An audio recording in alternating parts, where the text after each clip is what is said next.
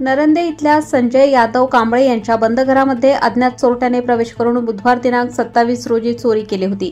यामध्ये 2,80,000 रुपयांचे दागिने लंपास केले होते। आज श्वान पथकाला पाचारण केले होते।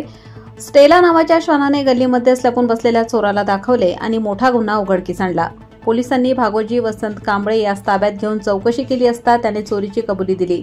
याबाबत अधिक माहिती अशी की हातकणंगले तालुक्यातील नरंदे इथल्या बौद्ध समाज मंदिर परिसरामध्ये संजय यादव कांबळे हे आपल्या कुटुंबासह राहत होते। बुधवार दिनांक 27 रोजी ते सायंकाळी घराला कुलूप लावून बाहेर गेले होते।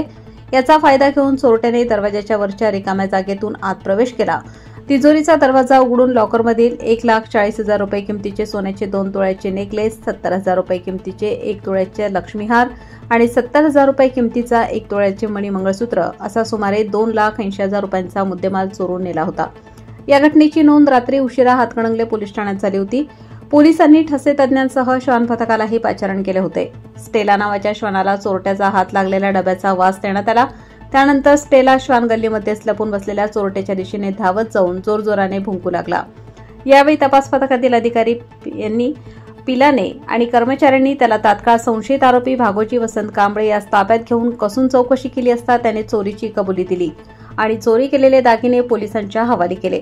स्टेला डॉगनेही ही सर्वात मोठी चोरी उघडकीस आणली आहे। अन्यथा हातकणंगले पोलिसांना आजपर्यंत एकही चोरी उघडकीस आणता आली नाही। चोरटे शोधण्याऐवजी हातकणंगले पोलीस ठाण्यातील गुन्हे शोध पथक मलई शोधण्यात व्यस्त असतात अशी चर्चा परिसरातून सुरू आहे।